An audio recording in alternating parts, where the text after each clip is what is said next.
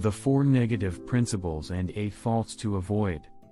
Now that we have discussed what evil is, how it is defined and what leads people toward evil, we shall discuss in detail those qualities which set a person on a path toward evil. The 8 faults are the shadows of the 8 virtues, for they are corrupted versions of the virtues. They are those qualities which, left unchecked and opposed in the heart, set a person on a path toward evil. The 4 negative principles are the antithesis to the 4 positive principles. The negative principle of falsehood is opposite to the positive principle of truth. Falsehood is the quality of fabricating information to appear true. Falsehood obscures truth and makes it difficult to make objective decisions. The negative principle of hatred is opposite to the positive principle of love. Hatred is an intense dislike for someone or something. While it is always necessary to stand firmly against evil things, a person must not succumb to hatred because it blinds us from objectivity and encourages us to do harm that has no good purpose. The negative principle of cowardice is opposite to the positive principle of courage. Cowardice is different from fear. Fear is natural and sometimes useful, but cowardice is to give in to fear at the expense of what is known to be morally right because you are unwilling to become courageous. The negative principle of ignorance is opposite to the positive principle of wisdom. Ignorance is the state of lacking knowledge. While all people are born ignorant, part of the noble purpose of life is to overcome ignorance through the pursuit of wisdom. The 8 faults. The 8 faults are the opposite of the 8 noble virtues. They are faults, not vices, because it is normal that humans can make mistakes. By acknowledging these faults in our thoughts and actions, we can learn to realize our drawbacks and then work to improve those aspects of ourselves which are in need of bolstering, transforming a fault within ourselves into a virtue. The negative principle of falsehood and hatred becomes the fault of treachery, the anti-loyalty. Treachery leads people to betray their friends and family so they can be oppressed for the benefit of the traitor. Betrayal is the breaking or violation of a contract, trust, or confidence.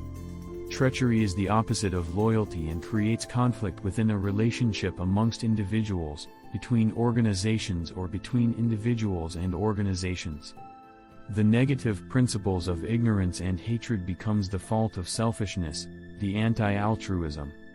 Selfishness is being concerned excessively or exclusively, for oneself or one's own advantage, pleasure, or welfare, regardless of others. Selfishness often leads to cruel behavior, such as to enjoy causing the pain and suffering of others. When one hates and is narcissistic, they often begin to think pleasantly of any manner of ill omen coming upon their enemies, and this masochism is cruelty. Selfishness is based on ignorance of how a person should act for the benefit of humankind. The negative principles of ignorance and cowardice becomes the fault of greed, for those who live in fear desire power in order to compensate for their perceived insufficiencies stemming from their fears. Yet greed is built on ignorance because power cannot compensate for personal defects of character. Greed often leads a person to become loathsome, which is a contempt of others for the perceived advantages they have while we perceive ourselves as being less fortunate. Loathing is a form of self-pity, despicable and cowardly. An attempt to tear down others' fortunes because of our misfortunes and attempt to make them suffer because we suffer. This is a terrible thing to do. The negative principles of hatred and cowardice become the fault of disrespect, which makes a person disregard the affairs of anyone else, even if they are loyal to you. If you make no attempt to respect others, they will not attempt to respect you, for you have shown hostilities toward them which they find uncivil. Disrespect results in unnecessary fights to occur, which may result in either party suffering, or even resulting in untimely death of the participants. Thus it is that to disrespect others is to invite conflict. The negative principles of cowardice, hatred and falsehood become the fault of despair, which is born from the death of hope. Despair is very self-destructive and can lead to self-doubt and hesitation when faced with important matters that result in tragedies for ourselves and others. To not act because we are afraid yet lie to ourselves about being afraid, this is what despair is. Despair can even cause a person to lose the will to live. The negative principles of falsehood and ignorance is the fault of vanity, which brings about arrogance and the delusion that others are not as worthy of comforts and happiness as you.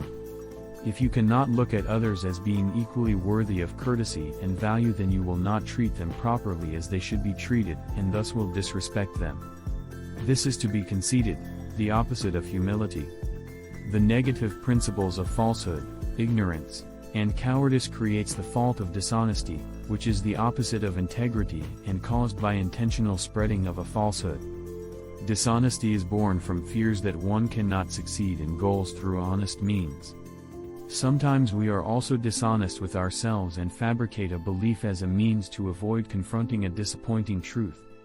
Lastly, the fault of recklessness is the opposite of duty, and stems from all of the negative principles, ignorance, for it is based in not thinking carefully about the consequences of one's actions, falsehood because reckless actions ignore the reality of circumstances surrounding a situation, cowardice because it is fear that drives a person to reckless action, and hatred because it is anger that guides the reckless mind. The fault of recklessness causes a person to be irresponsible and incapable of performing duty on behalf of humankind. In conclusion about faults, it is important to acknowledge that virtues and faults are found in all people, and they are the building blocks of our personality. As such, a single individual may possess a mixture of these qualities at any one time that shapes their personality at the present moment. It is critical to know that when you recognize a fault in yourself, you must work diligently to undo the cause of that fault, which is by restraining the negative principles that created the fault in the first place. Strive instead to do good by adhering to the principles of its opposite virtue. Embracing a virtue within your heart will restrain its corresponding fault.